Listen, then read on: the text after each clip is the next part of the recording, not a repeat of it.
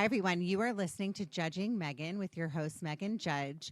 Today, I usually tell a story in the beginning, but I'm just going to go right into it. I am so deeply honored to have my guest today, Terra Newell. She is a survivor. She's best known from the Dirty John series on Bravo.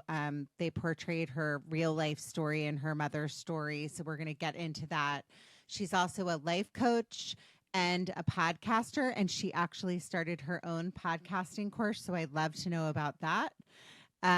But I am so honored to have you on today. So thank you so much for coming on, Terra. Thank you so much for having me. We've all been put here for a reason, and we all deserve acceptance. Judging Meghan with Meghan Judge. I'm a trauma survivor from a really young age, and I have been diagnosed with complex PTSD in the past few years. I've been surrounded by death and abuse much of my life. I've been dragged through the mud and have been to the point of not wanting to go on anymore. Through my interviews with other survivors, I've learned that there is a way out. From recovering to surviving and thriving, we all have the strength to come out the other side. You are listening to Judging Meghan. I'm going to start here. So I've been doing this podcast since 2020. Many of my listeners know I've brought up the Dirty John case in the past because my mom was married. I always like to say my mom was married to the original Dirty John. Okay. So that's something that it's just crazy to kind of be in a full circle moment meeting you and talking to you and having you on today. Because when I watched the series that was on Bravo, I could relate to not a lot of the, like, it's a totally separate story, but just that personality and that the traits that I saw in John, were very similar to my own experience with my stepfather. And so as I watched it, I just, it kind of brought me back to my childhood and things that I went through. And so I just want you to know I know so many women. I have a friend I was talking to earlier today, how many lives you've touched by your bravery. And to piggyback on that, my last guest, so if you go back to my last podcast, Talia Landman mentions you. And so that's kind of the connection on how I got you on today.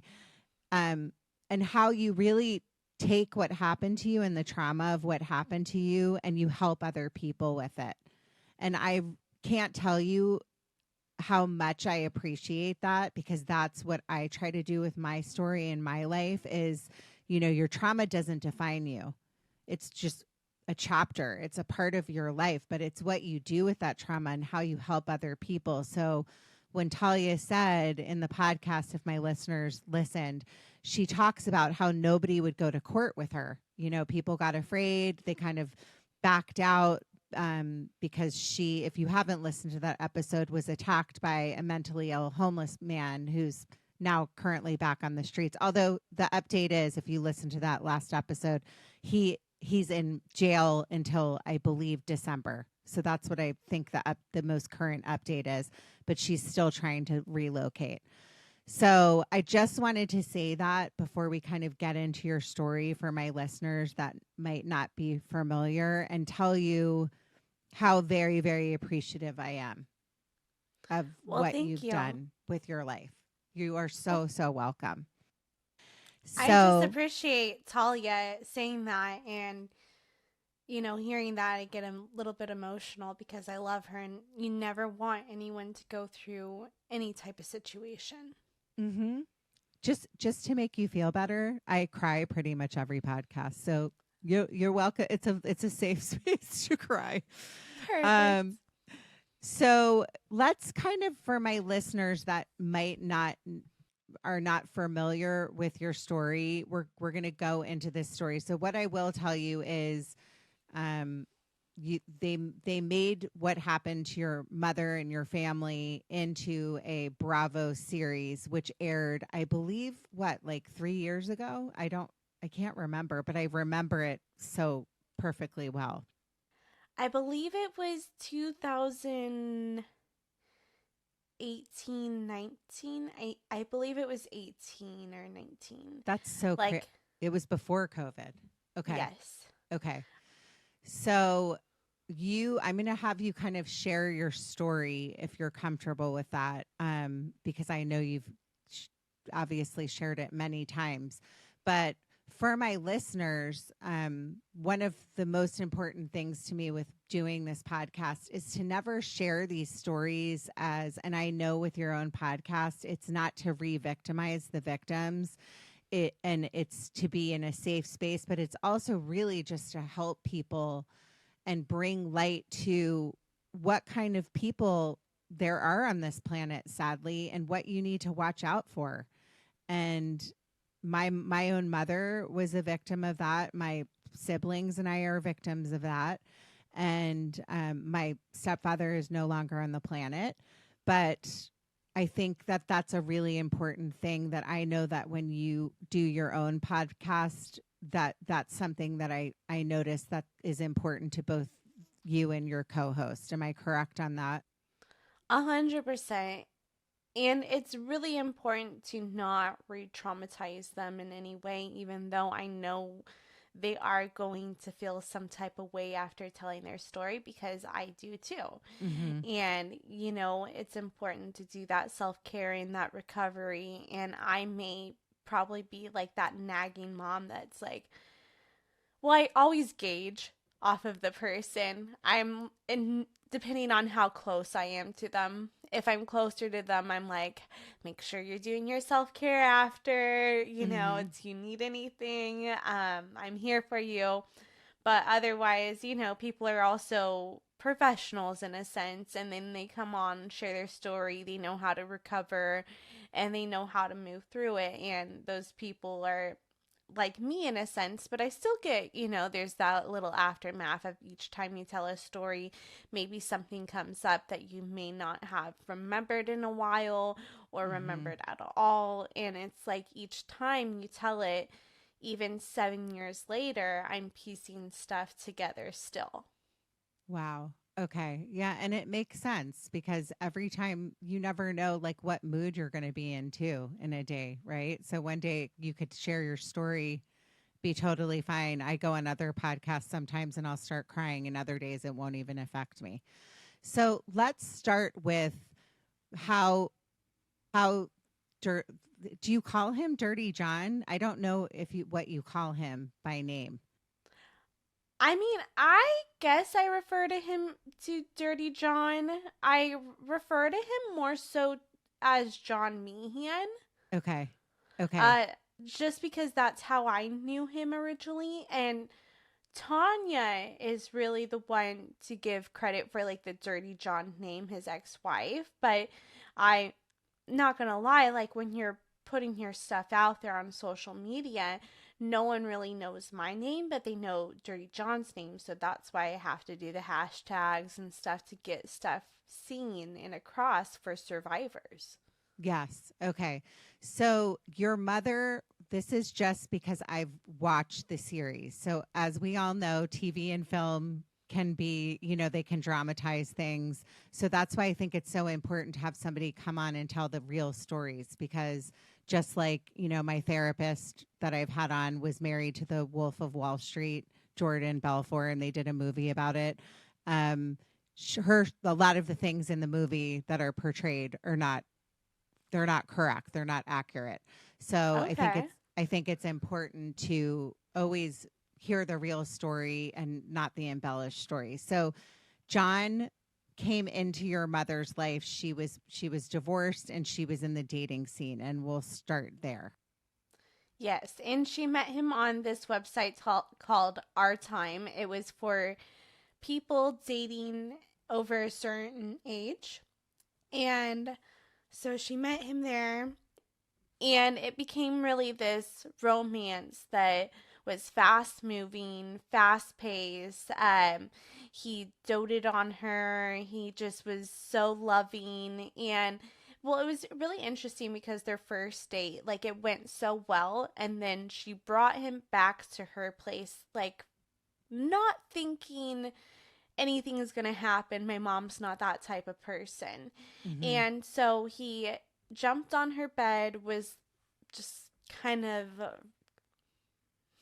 in it. Yeah. And that made her uncomfortable. So she asked him, please get off my bed. And he didn't react well to that. He actually got mad at her and left. And that was her first date with him. And then she goes maybe like a day later, a couple days later, she gets a call from him. He apologizes to her and he asked her for another chat, another chance. And so she gives him another chance. And then from there, everything is just perfect in her eyes. And the only thing is, he's not getting along with my sister at this point. My sister is just saying there's something wrong about him, saying that he is a cheater, that he's seen other girls. And my mom thinks that my sister is making this all up because my Mm-hmm. sister has had issues with her past relationships. And Okay. so, yeah. How quickly, I know in the TV show it seems like he moved in really quickly. How quickly did your sister meet him? She met him on that first date because he Oh came wow. to pick up my mom at the apartment. And he came in, he looked around, and my sister was like, he's sizing up everything up. So she had a bad feeling right away. Oh, yes. Okay. Because I know that that is something that people feel. Like, I lost my dad to cancer, so we were so freaked out about my mom dating again. So I think that if you're a child of somebody that either you've lost a parent or your parents have gotten divorced, I think it's really common where kids are, not open and maybe suspicious. And especially if your mom had been in other relationships, that makes sense that she was probably like that. Yeah, in these relationships, the guys literally, one of the guys took alimony from my mom. They were married only 2 years, didn't have kids together, and his claim was he lost out on the job market. And then I find out later in life, one of my friends is friends with his stepdaughter, and she's living a nice life. She's able to go to like Pelican Hill Country Club, this, that. She had her baby shower at, the Beverly Hills Hotel. And it's like he took from us to give Hmm. to another family. Even though we had to struggle, we even lost that house. And so these were the guys that we were accustomed to. We were accustomed to the guys that were trying to take all the money from my mom and leave us with nothing. So she had a history, and they kind of touch on this in the show, of meeting bad men that target rich women, right? Or Yes. women of means, correct? Yes. Yes. And, my mom is a good person. She's sweet, she's loving, she's empathetic. And so that really draws in these types of characters. Mm-hmm. And Mm-hmm. not to mention, she grew up with a very, very fundamentalist Christian background. Okay. And so I think that that also has something to do with it, where you always have to be agreeable to the men. If a man looks at you and lusts after you, it's your fault. And that toxicity of the purity culture, in a sense. And not saying everyone should go out and do it or anything, but saying like, to put these parameters and say like, you can't sleep with your husband until marriage, that's really putting parameters on like that shame and that guilt around it. And so celibacy is great for Mm-hmm. people underage, people trying to figure it out, but there shouldn't be like laws or rules around it. I agree. I also think that there's a lot of men, sadly, on the planet that target women. It happened to my own mom, Yeah. and, had lost my dad and knew my mom had financial means. And there's a lot of, sadly, narcissists on this planet. And this isn't a one-off situation. I think that when people hear your story or hear your mom's story, there's a lot of women out there that can relate to what happened to your mom. Yeah, no, and I think that's just one of the aspects of her story, for say, is that religious aspect, and that's really common in just any type of religion. Is there's these people hiding in these wolves clothes, for say, if you want to like get technical with the Bible, and these people pretend to be someone that they're not, and they thrive on that community, so they want to be in these communities with these great people, these loving people who are so accepting of other people too. So they're coming in for good people and these people that are trying to be good, and then these ones are the ones more so making the rules, establishing that toxicity and preying on the women. And then it happens to so many others, whether you believe in God or not, or believe in spirituality or not. Any belief is like they see that niche, they see that loving person, and they prey on that person. Okay. Yeah, 100%. I mean, it's a very common story. So your sister was the first one, met him right away, started having feeling bad feelings about it, and was telling your mom what, like, why are you dating him? Um, what was going on then? So she was telling my mom that she thinks something is up, that he's dating other women, that he is basically a grifter, and that he's just trying to get involved in the finances and everything. So my mom was going to therapy, and my mom didn't have great boundaries with us, so the therapist was telling her, put boundaries up with your kids. And Mm-hmm. I absolutely agree that the therapist should do that. It's just a bad situation. It wasn't the situation to put boundaries up, per se. But so my mom moves into a different place with him. And at first, she's claiming, like, oh, I'm not moving in with him. Like, he's just staying here a lot. He lives in Cathedral City in the desert, and also he lost all his stuff. He would have to drive to his apartment, blah, blah, blah. You know, so it was making sense, like, okay, I guess he's staying here. And then I helped them move, and I only saw my mom's stuff during that time. And then I went back a week later to help my mom with Thanksgiving and to be there for Thanksgiving. And that's when I saw his stuff in the closet, just because it was in the room that I was staying in. Mm-hmm. And then that rose more suspicions of, like, oh, like, you say he's not living here, but here's his stuff. And then I went into her bathroom to get a Q-tip, and then I see his stuff everywhere in there too. So I'm like, something's not right here. It's not adding up. He's definitely living here. Did you get, because we didn't mention your feeling with him when you first met him. Did you meet him early on as well? Did you get like a bad gut feeling about him? So I met him 2 months into the relationship, right when they were moving into the Balboa place. I drove Okay. down from Vegas to help them move. And I saw him first without my mom because he was helping put a mattress on top of the van, and it said Ambrosia Interior Design, and that's my mom's company. So I'm like, oh, there he is.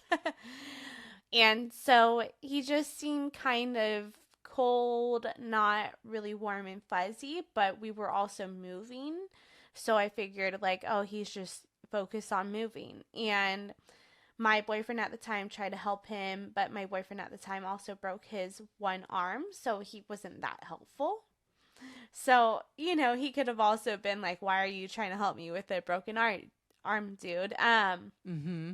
And then we moved stuff. I would ask him questions, and then the answers he would give me are close-ended answers. So I wouldn't get much from him in a sense. And then he never really asked me questions back. So it was kind of like you realized there was something off as well. Were you and your sister at this time close? Had you been talking to each other and saying, like, watch out for him? Has she given you any kind of info on him? So she was giving me warnings about him. However, I was telling myself I'm going to go into this with an open mind. I'm going to have my perspective for myself. And so I didn't want her view to taint it because I also knew, hey, like my sister can be a bit much at times and go up after my mom about these guys. Mm-hmm. Mm-hmm. Did in the movie or the TV, I keep saying movie, the TV show, they showed him really wooing your mom because that's what these guys do, right? Like making her the smoothie every day, Oh, doing yes. all of those things. Was that real? Was that really going on? Oh, yes. He was definitely love bombing her. He was Uh-huh. doing these little things. He was carrying her purse for her everywhere. And it's funny because my boyfriend will carry my purse for me sometimes, and I have to remind myself, like, he's not a narcissist. He's doing it Mm-hmm. because he's different and he's kind. No, you know what? You bring up a really good point because that is your trauma. And I mean, this is coming from me. I've been in therapy for years, as I'm sure you have as well. And Yes. we make these connections to the trauma from our past, right? I mean, Oh, that's yeah. common. So if it's something like sometimes, so growing up, I'll give you an example that happened to me. My stepfather, so I had an eating disorder for many years in my teens and 20s, and I was very conscious of the refrigerator. So when I would open the refrigerator to look for food, I would kind of get anxious or like think way too much about it. And my stepfather, I call him, he was a monster, would come up behind me and clear his throat. And he knew that I struggled with eating. Like he knew Yeah. that I struggled with food. And so he would kind of clear his throat and go, and to this day, I I freak out if my husband, I've been married, we're very happily married, thank God, for years, but I snap at him. If he comes behind me in the kitchen and like I'm going to a refrigerator, I it brings it all back. So when you give that example, and for my listeners that might be listening, who have maybe been in a trauma bond or some kind of trauma with a male parental figure or male, like any kind of partner, anything like that, this is a very common thing that I think that people go through. And it could be as simple as the bag, like you said, like carrying a bag. Mine is just my husband coming in the kitchen and being behind me, you know? Yeah. So I had to touch on that real quick because I think that's very common. Yeah, no, and these triggers will happen, and you'll be like, Mm-hmm. why am I reacting this way? However, it's your body is remembering that memory and then Mm-hmm. remembering that trauma. And so then you have to check in and pay attention like, how am I doing right now? How am I feeling? Where am I feeling this tension in my body?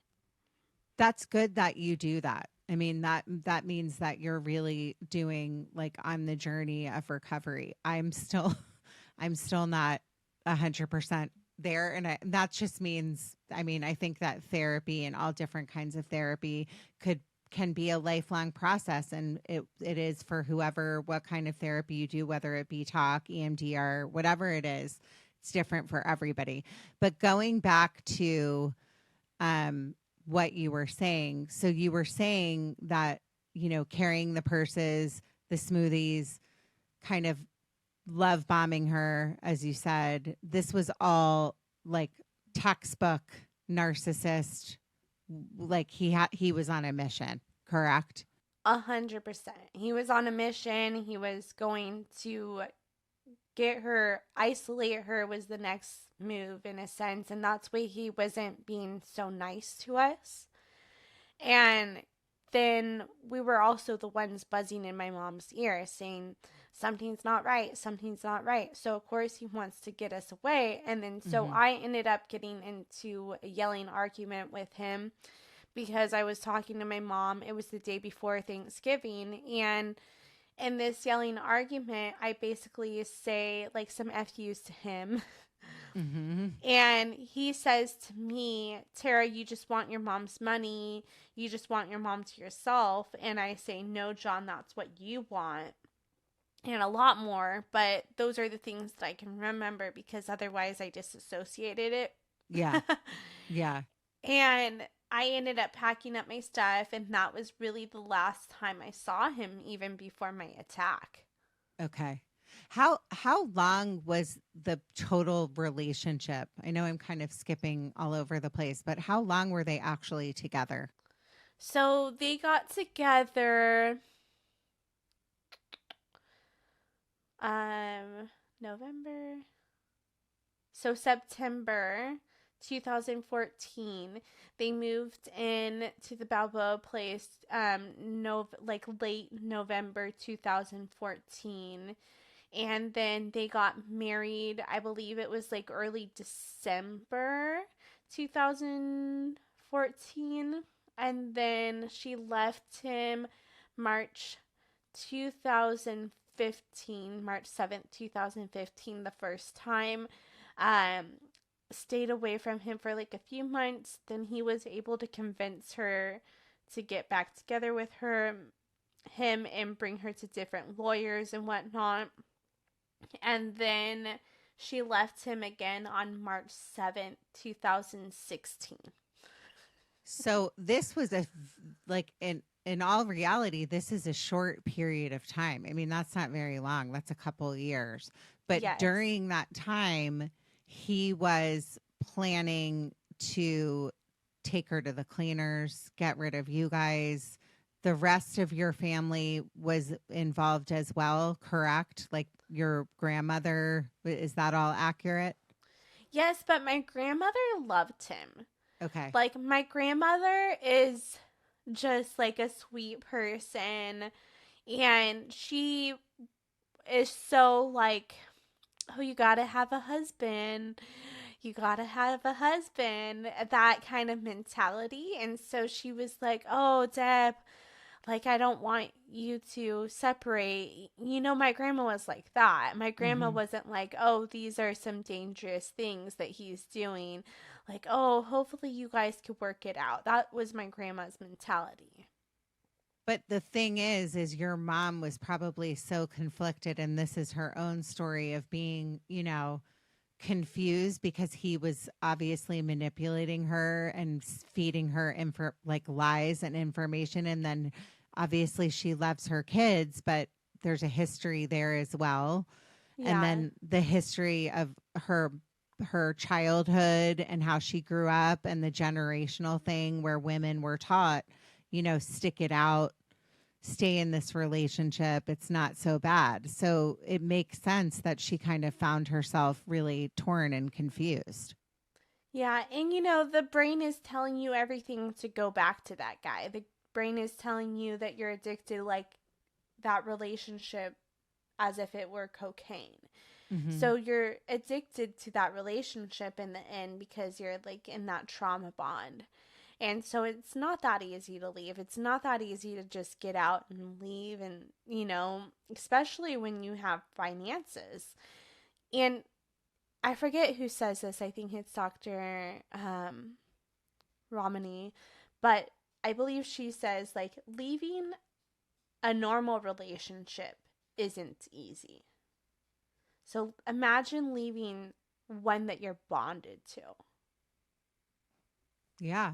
And there's also an element of fear in women. I have very close friends that have gone through really horrific things and can't get out and are afraid to get out. This is a universal thing where women feel trapped. They're afraid of like what will happen financially, especially if they were already in a situation where somebody took them to the cleaners. So this all makes sense.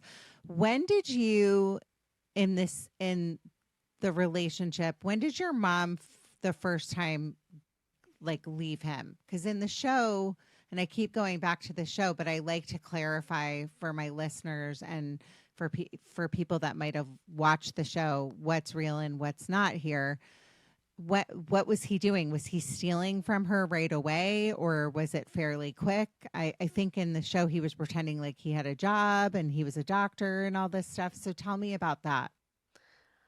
Oh my gosh, I even forgot what else he would do. So things would go missing during this time, and my Mm-hmm. mom would contact my sister and I and be like, do you know where this went? Do you know where my gift cards went? A lot of them are missing. And we're just like, no, we haven't been to your house or seen you even in a minute. So Mm-hmm. how are they even missing from us? And I think maybe that's one of the things he would even tell her is like, oh, probably your daughters, you know? And that further was trying to create that divide. So she left him the first time because our family hired a private investigator and found out information on him that he was using different social security card numbers to get like different nursing certificates or something like that. He was selling drugs or just going to all these doctors' offices. He had a really large rap sheet. He had past restraining orders on him. He had all these things on him. So we brought that to my mom, and then she ended up leaving him. That first time, she moved everything out at the Balboa house. She rented it to someone else. My dad helped her out with that, and then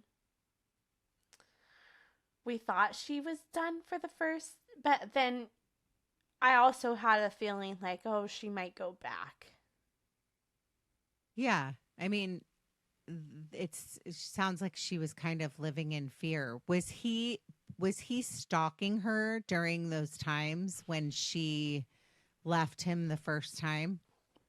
I don't know if it was the first time when he stalked her. Mm-hmm. We don't have any evidence that he was stalking her the first time at all. It was actually, I believe he got angry, but then he also went to trying to make it all better and going to a sweet place and telling her like, oh, all these other John Meehans are not me. And he actually brought her to a lawyer that explained that all these things that we found were not him Mm-hmm. because he had lawyers in his pocket. So, but he was an addict, correct? Were these people that were inner, like he had some kind of agreements with that were lying for him? So I don't know necessarily what kind of agreements he had with them because those people will never say. However, he would get lawyers disbarred if it didn't go his way. And he was successful in that. So these some lawyers were scared of him for that. And I do know that he threatened one of my mom's lawyers, Michael, I forget his Michael O'Neill. He threatened him, and then Michael O'Neill was just like, I'm not going to take this literally. I'm not going to be scared of him. I'm going to help her out. Which is really brave because they do talk about that and kind of portray that he was a bully and he would go after people and not let up. So it makes sense that probably he had a history where people just wanted to wash their hands of him. And as you know, in life, people, I think I hate to say there's more bad than good people, but I think people get afraid for their own lives and their own finances and their own families, and they kind of like want to wash their hands of things in order to protect themselves, correct? Yeah, and if someone is bugging you to a certain extent and you have money or you have the means to be like, here's $200, just go away, or here's $1,000, just go away. Sometimes it's easier to do that than to deal with the reaction from that person, from that Mm-hmm. toxic person, because thinking, oh, this person might go to the next extent and, key my car, harass people at my office, and go further down that line. And so sometimes you're like, oh, I want to throw money at it. Not saying that my mom did that.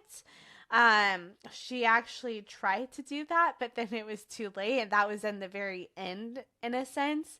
And her lawyers told her, like, what are you doing? You shouldn't have done that. That puts our case even at risk. Mm-hmm.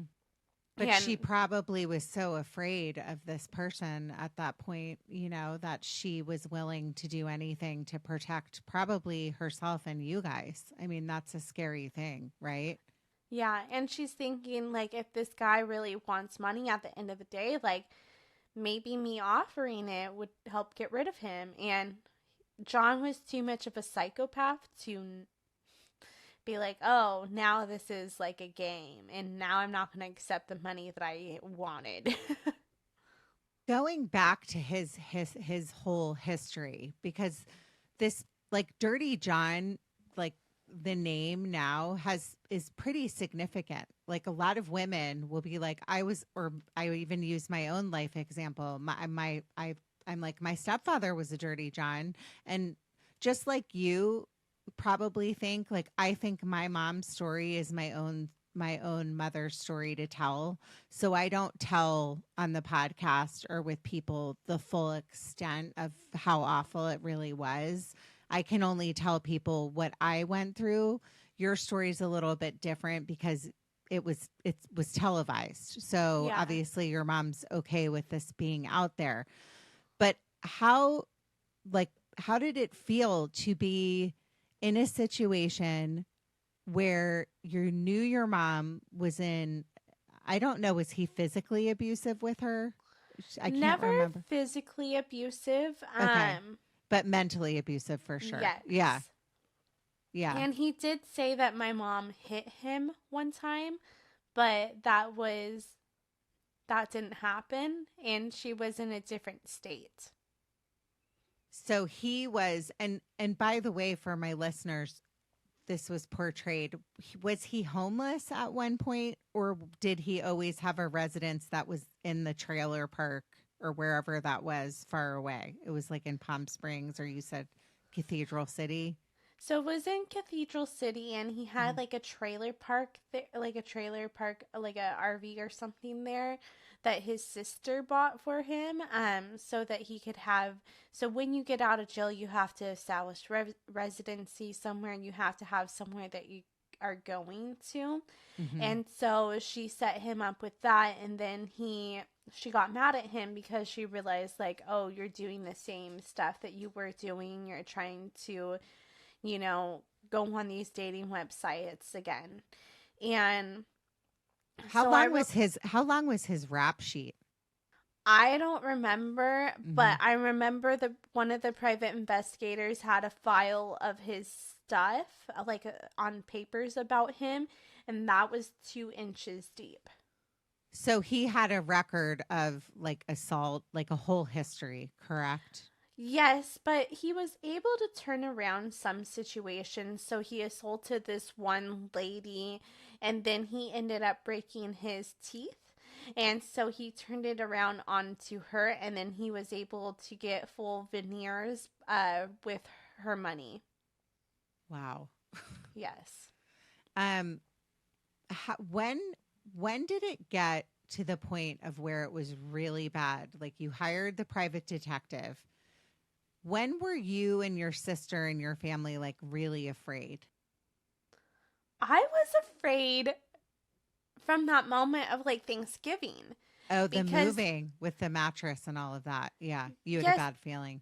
Because I got kicked out, we were screamed and yelled at. Like, that's not the first, like, that's not a great impression. Mm-hmm. And then that night, too, my sister was getting text messages on her phone from my mom, and it was saying things like, oh, you should go kill yourself. Head first would be preferably. And these messages were adding up from my mom, if that makes sense. And so there would be certain words I'd be like, that's not her wording. And he would be texting stuff from my From her mom's phone. phone. Yes. Wow. And then I remember times where my mom would be like, oh, I just had to take a sleeping pill because I was so distraught. And so he would give her sleeping pills and then take her phone and do this. I mean, it's just so much. It's so much that you must have been dealing with and feeling so torn because you guys couldn't really do anything to get her away, which is the worst part. That I think, people don't really understand, like being a child of and loving your parent, but your hands are tied. You can only say like so much to make them listen. I know in my experience, which is nothing compared to yours, we would say to my mom, like, please. And my mom was in this trauma bond, and nothing we did would snap her out of it. And it was really painful. It's a really painful thing to feel that way because you really want to know that you feel safe and protected with your parent. But looking back on this, like years later, you realize that it's not anything that you or I or people that are in these situations could have done differently, because it's almost like your parent is being hypnotized. Do you ever feel that way? Oh, 100%. Because Mm-hmm. it's like if you don't get that fix, if you don't get that dopamine rush, you're not normal. And I understand that. I mean, how many times have I blown off my friends to go hang out with a guy? It's true. And you you're know? young. You're young. Did this all happen when you were because you're young now. You must have been very young when all of this happened. It was when I was 25. Okay. Well, you look very young. Oh, Very, thank very you. young. Um, and like kind of like finish up like what happened.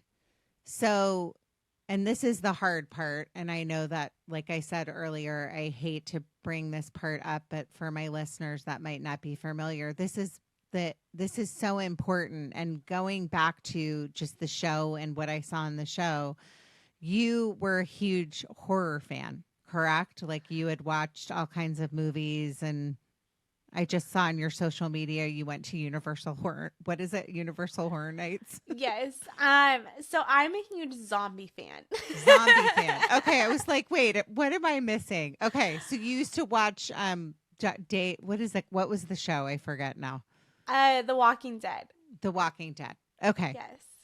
And so your mom and John ended up breaking up for the last time, correct?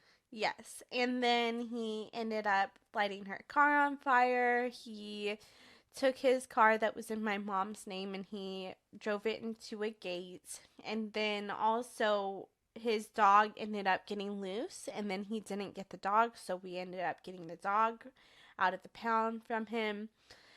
And so all these things were happening beforehand. We were getting stalked, we were getting threatened, we were getting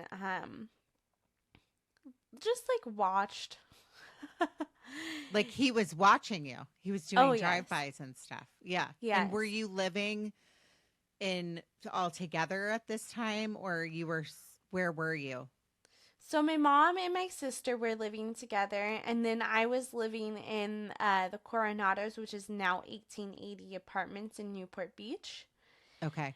And for my listeners, by the way, so I should have said this in the beginning. This all transpired. So I live in LA in the beach cities, and Orange County is like adjacent. So LA and then South Bay where I live, and then Orange County.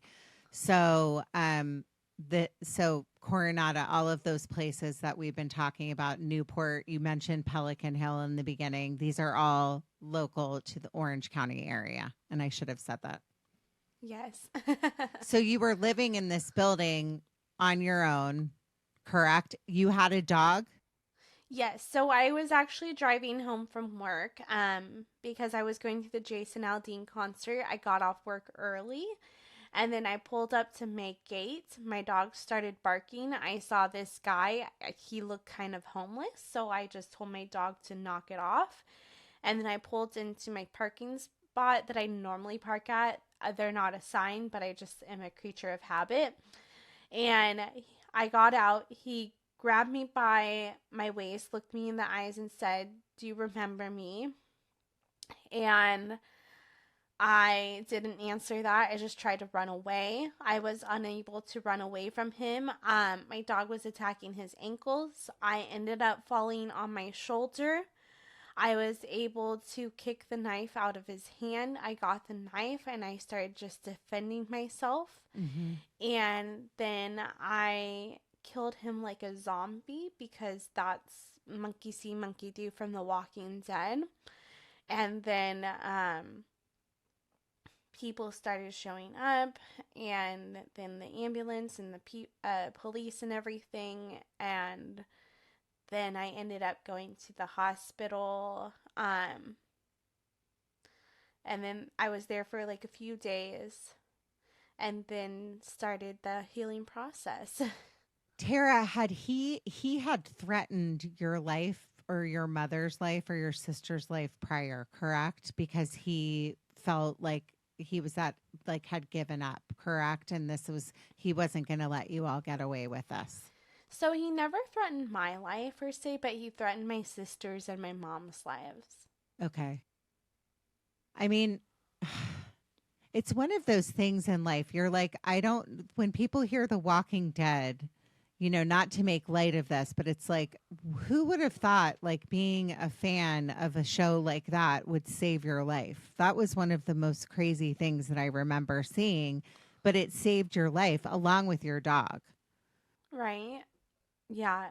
Um, how, like, I hate to go into like how you felt afterwards, but the amount of trauma that must have caused your mom and your sister and your family, just knowing that it's on a certain level to know that somebody's like horrific and stealing and mentally abusive or watching you on cameras or stalking you, but to be physically attacked and somebody's child, and this was somebody that was married to your mom, the amount of guilt that your mom must have felt after that. I can't even imagine where how was she after that? I mean, she was in shock as well in her Mm-hmm. own way. We were all processing stuff. And so, I mean, I just had to focus on myself during that time. And do you, after that happened, and then this obviously this story was all over the press.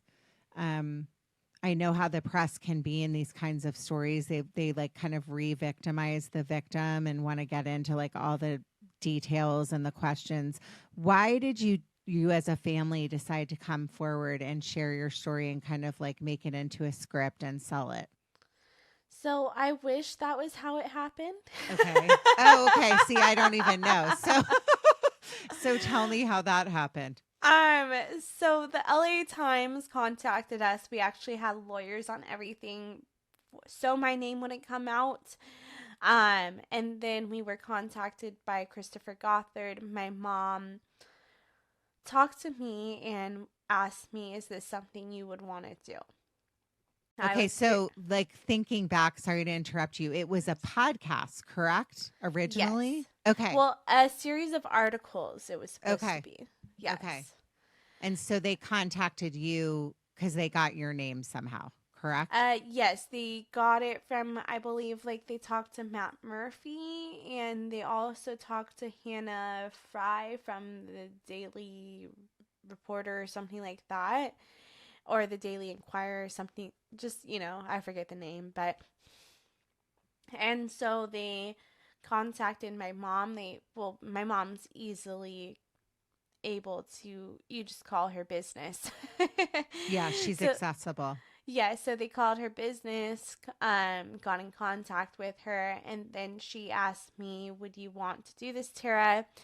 I thought about it, and then I told her, sure. I feel like it would help other women. So that started the process. It was supposed to be a series of articles.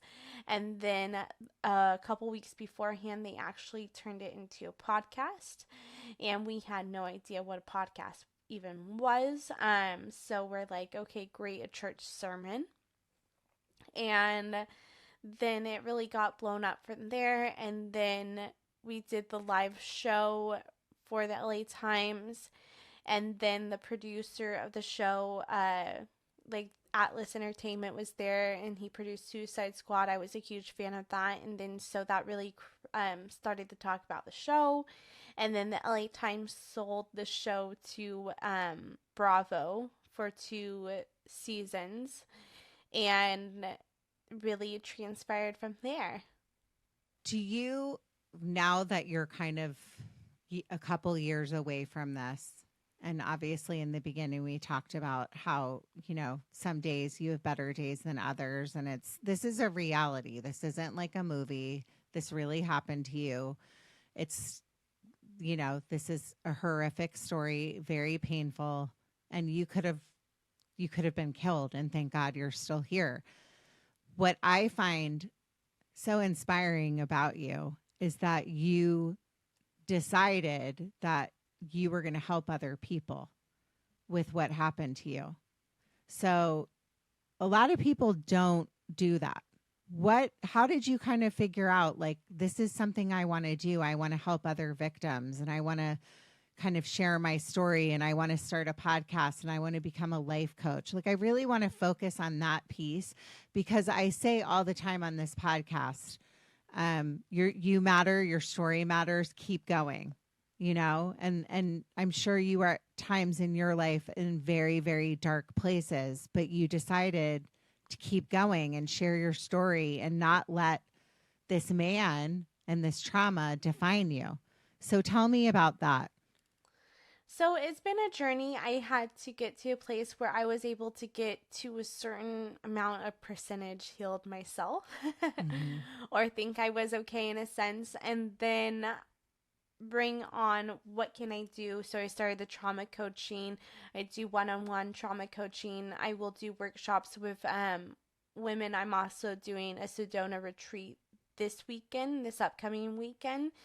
And then I met my partner, Collier Landry, on his podcast, and we just became friends after that, and then transpired into more. But we wanted to change the narrative in a sense, because he was able to take control of his narrative and I have not. So that started the podcast, The Survivor Squad, where we have on other survivors to tell their version of the story, their story in their own words. And then we also ask questions, conversate with them, because it's important to have conversations around that space and make that change, because everybody's thinking about ethical clothes in a sense, or ethical consumption of their food, and no one's thinking about the ethical consumption of true crime. No, I think it's true. I've had several true cases on, I'm not a true crime podcast by any means, but just trauma survivors that, one story that comes to mind is a lady that's husband was killed very violently, and just the press and people like going to their house and trying to take stones off their driveway. Like, when I say re-traumatizing and this world of true crime, when at the end of the day, I mean, like, let's give an example of a current situation with this Murdoch trial. It's been all over the news, and there were 2 people that were killed, and I watched the whole thing on Netflix. I don't know if you're familiar with the Murdoch trial with that attorney. I know a little bit of it. I know Kenny Kinsey. Yes. Yeah. So what my point was is that it's like always re-traumatizing the victims. So that's the piece that I think is so important, that in closing, that I really